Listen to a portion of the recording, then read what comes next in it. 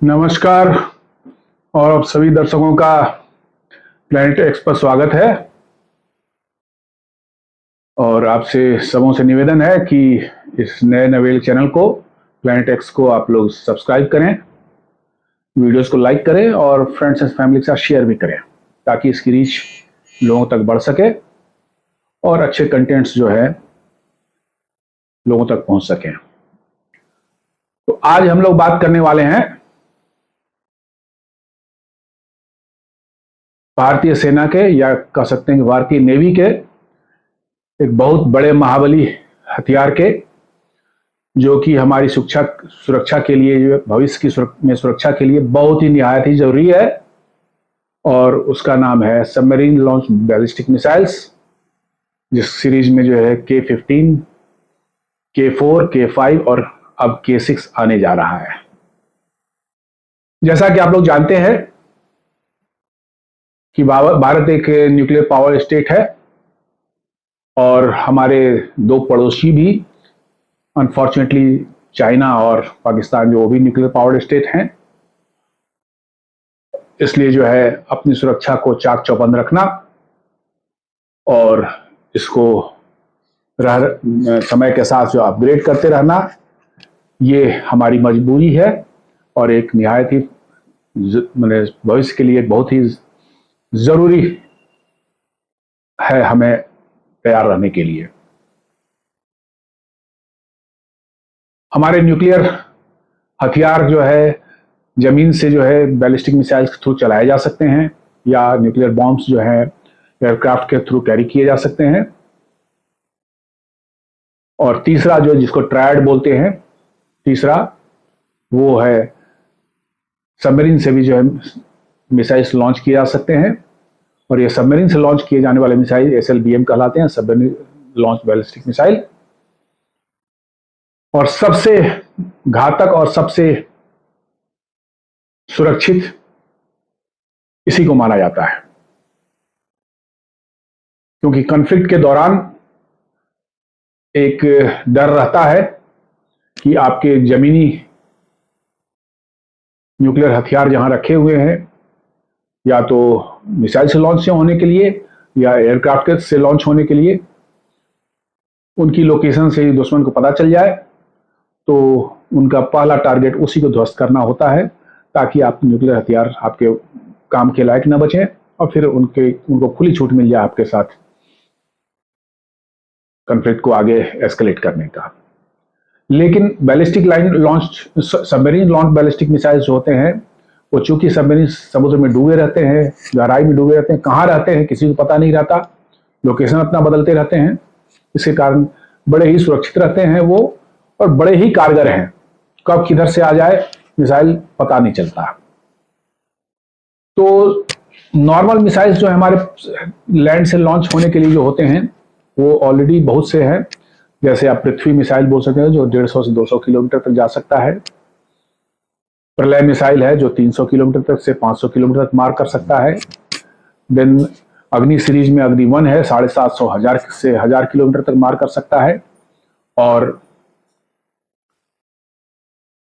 अग्नि 2 जो है 2000 किलोमीटर के आसपास तक मार कर सकता है। अग्नि 3 जो है करीब 3 से 3500 किलोमीटर तक जा सकता है। अग्नि 4 जो है करीब 4500 किलोमीटर तक जा सकता है।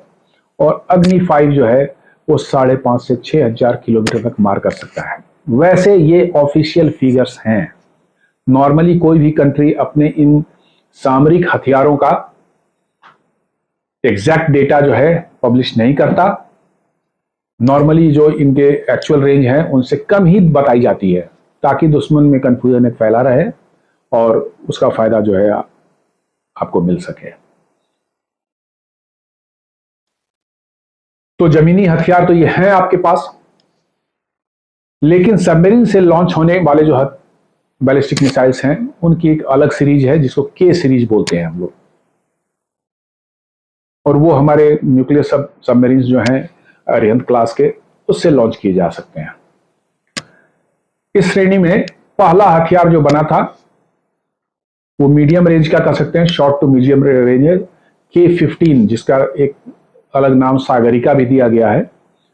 लेकिन ऐसे टेक्निकल टर्म्स में इसको K-15 बोलते हैं। ये के सीरीज की मिसाइल जो हैं, आप सबों को मालूम होगा कि अपने पूर्व राष्ट्रपति और पूर्व DRDO के chief doctor APJ Abdul Kalam के नाम पर है। के means Kalam, so that's why it is called के सीरीज। उनका बहुत बड़ा योगदान रहा है भारत के मिसाइल प्रोग्राम्स में, और सारे अग्नि सीरीज के मिसाइल्स, पृथ्वी सीरीज के मिसाइल्स जितने आपने नाम सुने अभी, ये सभी उन्हीं की देखरेख में इंटीग्रेटेड गाइडेड मिसाइल प्रोग्राम के तहत जो है अर्ली 90s और 2000s में जो है बने। और अब उसी का नतीजा है कि उसी अनुभव के आधार पर जो है सबमरीन लॉन्च बैलिस्टिक मिसाइल के सीरीज के मिसाइल्स बना रहे हैं। तो उनके सम्मान में ही इनका नाम जो है के सीरीज और या कलाम सीरीज कर सकते हैं आप, इनको कहा गया है। तो जैसा मैंने बताया, सागरिका या K-15 जो है ये पहली मिसाइल थी सीरीज की, और ये 750 किलोमीटर तक वार कर सकती है। और अरिहंत क्लास में हर एक मिसाइल साइलोज जो मिसाइल सबमरीन्स में लगे होते हैं, मिसाइल साइलोज नहीं बट मिसाइल के बॉडी में एक वर्टिकल ट्यूब बना रहता है, जिसके मिसाइल के ऊपर एक ढक्कन, सबमरीन के ऊपर में उसका ढक्कन एक रहता है। वो ढक्कन खोल करके जो है मिसाइल को लॉन्च किया जा सकता है। और हर एक ट्यूब में जो है तीन K-15 सागरिका मिसाइल जो है फिट की जा सकती है। और अरिहंत क्लास के पहले 2 मिसाइल्स में, जैसा प्रीवियस वीडियो मैंने बताया है कि 4 साइलोज हैं या 4 ट्यूब्स हैं, तो इसका मतलब 12 K-15 मिसाइल्स ले जा सकते हैं। या उनकी जगह पर हर एक ट्यूब में सिर्फ एक दूसरी मिसाइल जो है वो K-4 सीरीज की है, मैं फिर बात करूंगा, उनको डाला है, वो ज्यादा लंबे दूरी के हैं, उनको लगाया जा सकता है। यानी कि अरिहंत क्लास में या तो 12 K-15 मिसाइल्स लग सकते हैं या 4 K-4 मिसाइल्स लग सकते हैं। अब है कि के सीरीज के मिसाइल्स जो हैं ये सबमरीन से लॉन्च किया है, थोड़े डिफरेंट हैं हमारे लैंड बेस्ड मिसाइल्स जो हैं उनसे। लैंड बेस्ड मिसाइल सिंपल हैं, उनको आप इग्नाइट करें, उनको लॉन्च करें जमीन से, लॉन्चर्स के थ्रू जो है, लॉन्चर से जो है वो सीधे अपना ओर निकल जाते हैं। लेकिन जो सबमरीन लॉन्च मिसाइल होते हैं वो थोड़े डिफरेंट होते हैं, क्योंकि उनको पानी के अंदर सबमरीन डूबी हुई है और उनसे उनको निकलना है ऊपर, और तब जाकर के अपने पाथ को फॉलो करते हुए जो है टारगेट पर अटैक करेंगे। तो पानी से निकलना अपने आप में बहुत बड़ी समस्या एक है कि आप एक मिसाइल जिसमें आग लगी हुई हो, जो बर्न कर रहा हो, जिसके प्रोपेलेंट्स जो हैं, और वो पानी से निकले, तो निश्चित रूप से जो है वो बर्निंग जो है या उसका इग्निशन जो है वो खत्म हो सकता है और मिसाइल इनइफेक्टिव हो जा सकती है। तो इसको ऐसे नहीं निकाला जाता। उसके लिए जो है स्पेशल अरेंजमेंट्स किए जाते हैं सबमरीन के अंदर में, जहां ह्यूज मतलब लॉन्चिंग के पहले उस मिसाइल के बॉटम में जो है बहुत ह्यूज एयर प्रेशर बनाया जाता है। इतना प्रेशर बनाया जाता है और ऊपर ढक्कन खोल दिया जाता है सबमरीन के ऊपर में, और उस एयर प्रेशर से जो है उतनी भारी मिसाइल को जो है उस एयर प्रेशर जो है लॉन्च कर देता है। पानी के अंदर से निकल करके वो बिल्कुल हवा में आ जाता है और पानी की सतह से 50, 60 फुट, 70 फुट, 100 फुट तक जो है ऊपर निकल जाता है वो, और तब जाकर के वो इग्नाइट होती है और फिर आगे बढ़ती है अपने ओन प्रोपल्सन के आधार पर। तो ये थोड़ी सोफिस्टिकेटेड है, लैंड बेस्ड मिसाइल से जो है थोड़ी सोफिस्टिकेटेड है, थोड़ा मतलब डिफरेंट है। ऑल्दो मिसाइल में कोई डिफरेंस नहीं है, गाइडेंस सिस्टम उसी तरह के हैं, प्रोपेलेंट्स भी उसी तरह के हैं, बट लॉन्चिंग का इनका जो है थोड़ा सा पैटर्न डिफरेंट होता है, a little bit different than the normal missiles जो जमीन से लॉन्च की जाती हैं। तो इसलिए थोड़ा इनको उस वे में बनाया जाता है, बट ऐसा है कि नहीं है कि कोई मेजर डिफरेंस है। अब इसके बाद आते हैं हम लोग K-15 के बाद जो है अगली मिसाइल जो है वो K-4 है, जो कि ऑलरेडी बन चुकी है और हमारे सबमरीन्स पर उनको कमीशन भी किया जा चुका है, लगाया भी जा चुका है। K-4 मिसाइल्स जो हैं वो लंबी दूरी के मिसाइल्स हैं और ये करीब करीब 3500 किलोमीटर तक जो है मार कर सकते हैं। और ये सभी K-4 सीरीज के मिसाइल जो हैं, K4 मैंने कैटेगरी के जो मिसाइल्स हैं ये मर्व कैपेबल हैं। मर्व मतलब MIRV जिसको बोलते हैं, multiple independently targetable re entry vehicle. मतलब सामान्य भाषा में समझे तो मिसाइल के टॉप पर जो है सिर्फ एक न्यूक्लियर वारहेड नहीं है, मल्टीपल वारहेड है। ये 6 हो सकते हैं, 9 हो सकते हैं, 10 भी हो सकते हैं। जो K4 में है, वैसे तो मैंने बताया कि ये सब स्ट्रेटजिक इंफॉर्मेशन हैं जो कि न सेना बताती है, न सरकार बताती, कोई एजेंसी नहीं बताती है, लेकिन एक अनुमान है लोगों के बीच में, जो एक डिस्कशन होता है उस अनुमान के आधार पर ये माना जाता है कि K4 मिसाइल्स में जो है करीब 9 वारहेड्स जा सकते हैं। मतलब 9 न्यूक्लियर बॉम्ब्स जो हैं उस पर फिट किए जा सकते हैं एक मिसाइल पर, और ये मिसाइल 3500 किलोमीटर पर वार कर सकती है। ये जब यहाँ से लॉन्च होती है तो पहले ये स्पेस में जाती हैं, एटमॉस्फेयर के बाहर स्पेस में इंटर करती हैं, और स्पेस में इंटर करके ट्रेवल करती हैं थोड़ी दूर तक, और फिर जहाँ से इनको अपने टारगेट पर अटैक करने का सही जगह मिलता है वहाँ से ये दोबारा री एंट्री करते हैं एटमॉस्फेयर के अंदर में। और ये जो 6 या 9 या 10 जो भी मतलब कि मर्व कैटेगरी के में होते हैं वारहेड्स, वो सभी अलग अलग दिशाओं में अलग अलग टारगेट्स पर जाके लगने के लिए बनाए प्रोग्राम किए गए होते हैं। ऐसा नहीं है कि एक मिसाइल गई है तो उसमें यदि 9 वारहेड या 10 वारहेड हैं तो सभी के सभी एक ही शहर के ऊपर या एक ही जगह पर गिरेंगे, नहीं, ऐसी बात नहीं है। उनको आप प्रोग्राम करके जो है कोई एक मिसाइल किसी शहर पर या किसी लोकेशन पर, दूसरी मिसाइल वहाँ से 400 किलोमीटर दूर किसी और शहर पर, तीसरी मिसाइल को 600 किलोमीटर दूर तीसरी मतलब वारहेड को आप प्रोग्राम कर सकते हैं और वो गिरा सकता है, उनको उन जगहों टारगेट पर गिराया जा सकता है। ये बड़ा ही ऐसे मिसाइल्स को जो है या ऐसे वारहेड्स जो होते हैं इनको ट्रैक करना और उनको डिस्ट्रॉय करना एंटी बैलिस्टिक मिसाइल्स के थ्रू जो होते हैं, या एंटी बैलिस्टिक मिसाइल जो आजकल दुनिया में बनाए जा रहे हैं, बड़ा मुश्किल होता है। चूंकि डायरेक्शन एक नहीं है, एक ही मिसाइल से जो मल्टीपल डायरेक्शंस में जो वारहेड्स निकलते हैं, एक दो को हो सकता है आप मतलब कि जो है इंटरसेप्ट कर भी ले, बट काफी उसमें से आपके ऊपर गिर जाएंगे और भयंकर तबाही ला सकते हैं जहां पर भी ये गिरेंगे।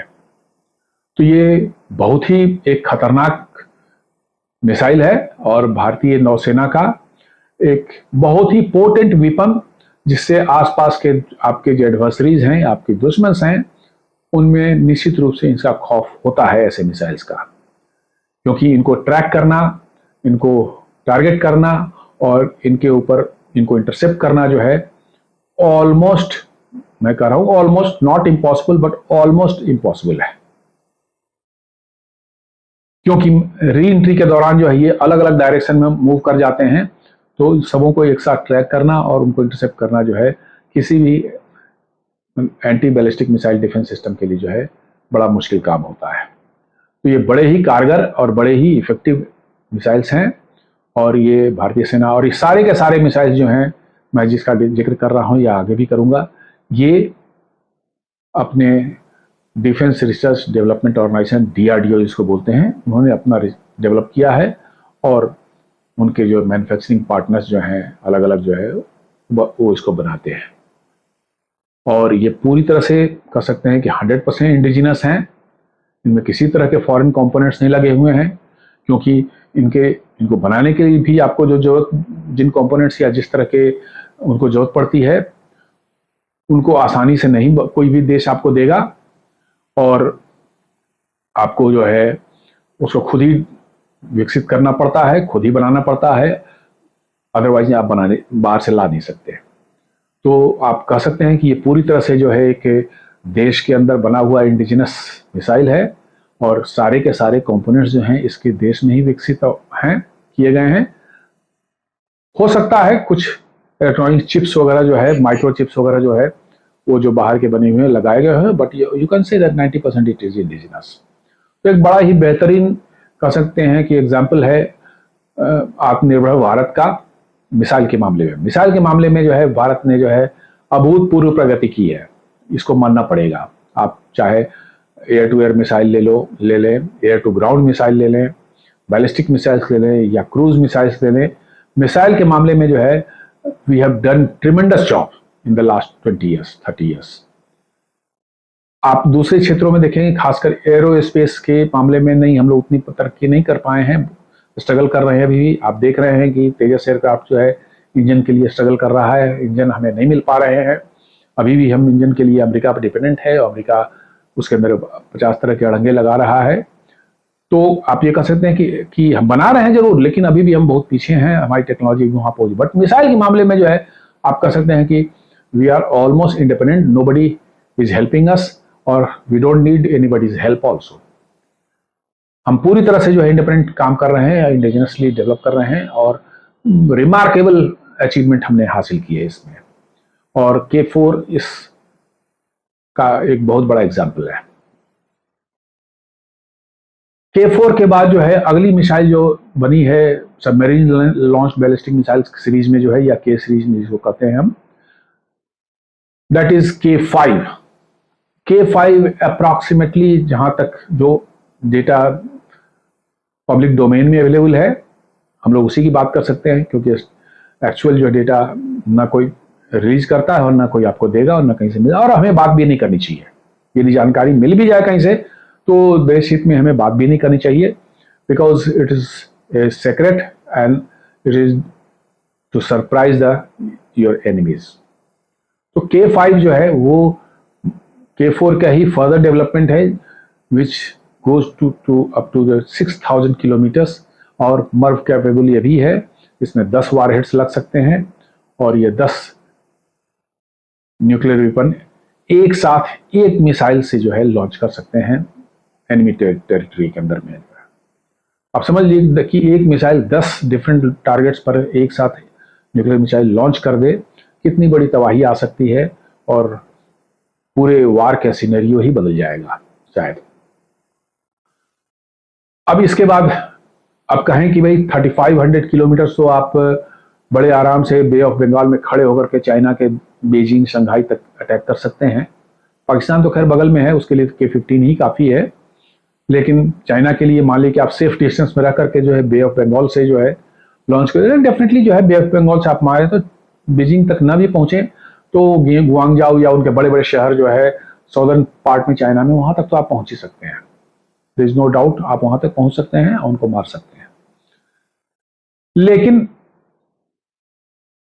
आज का जो युद्ध होता है उसमें एक टर्मिनोलॉजी है स्टैंड ऑफ डिस्टेंस, मतलब कि आप एक सेफ डिस्टेंस से होकर के अपने हथियार चलाना चाहते हैं ताकि आपको डैमेज होने की संभावना, रिटेलिएशन यदि हो उधर से तो डैमेज होने की संभावना काफी कम हो, नेग्लिजिबल हो या काफी कम हो।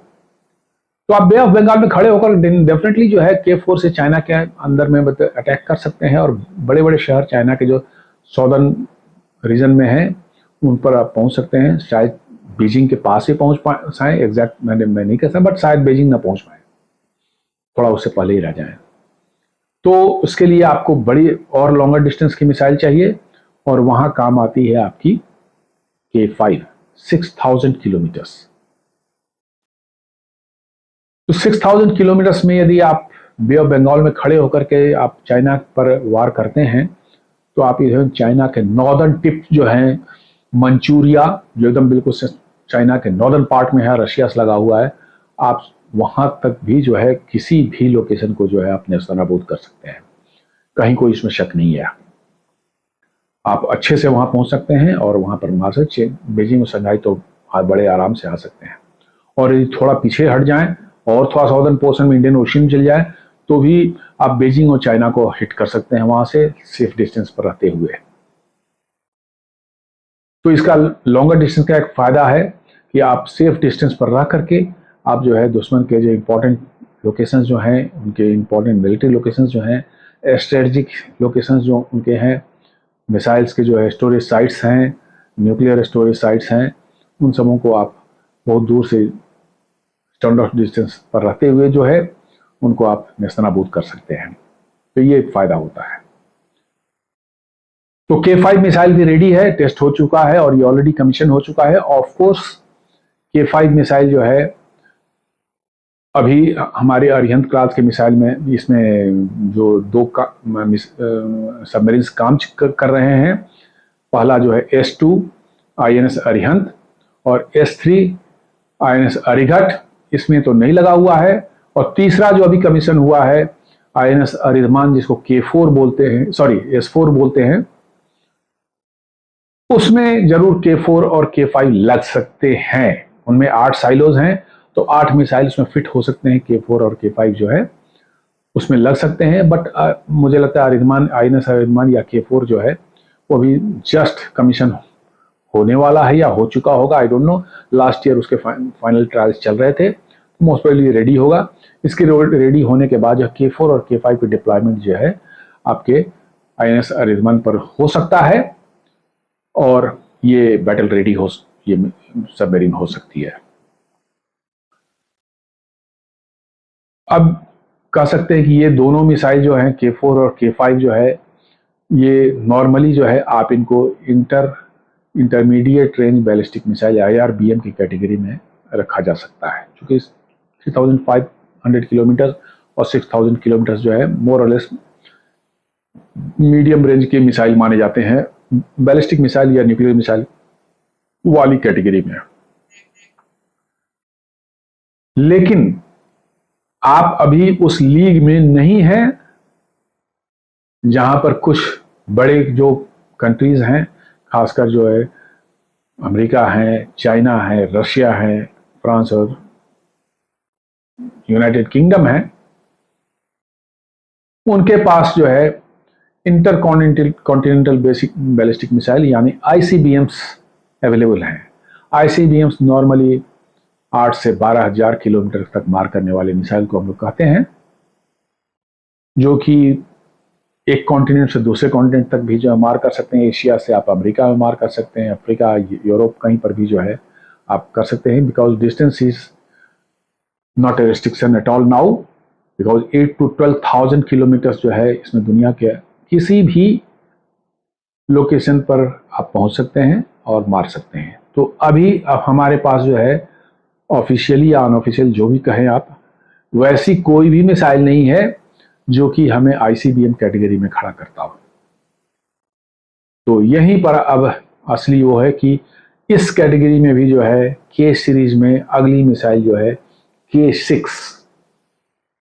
वो आने वाली है, जो कि ऑफिशियल डेटा जो कहा जा रहा है, लीक डेटा जो है ऑफिशियल, ये 8,000 किलोमीटर तक अटैक कर सकती है। लेकिन आज जैसा आप जानते हैं कि इन सभी जितने भी हमारे स्ट्रेटजिक हथियार होते हैं, स्ट्रेटजिक जो है आर्म्स होते हैं, उनकी एक्चुअल कैपेबिलिटी कभी डिस्क्लोज की ही नहीं जाती, just to keep the enemies guessing. वो अपना अंदाजा लगाते रहें कि क्या है क्या नहीं है, शायद वो सोचेंगे अरे 5,000 बोला था, 5,000 ही तक होगा, इसलिए चलो उसे भिड़ जाते हैं। लेकिन शायद आपका मिसाइल जो है 8,000 9,000 किलोमीटर तक भी मार करने कैपेबल है, और जब वो कॉन्फ्लिक्ट शुरू हो गया और आपने जब इस्तेमाल कर लिया तो दुश्मन इज टेकन ए बैक।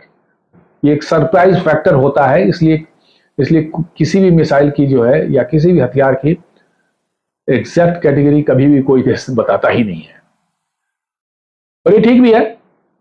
दुश्मन को तो अपने निश्चित रूप से कंफ्यूज रहना ही चाहिए, जितना कंफ्यूज रहेगा उतना ही आपका फायदा है, उतना ही बेहतर आप परफॉर्म कर पाएंगे, उतना ही स्ट्रेटेजिकली आप डिफीट कर पाएंगे उसको।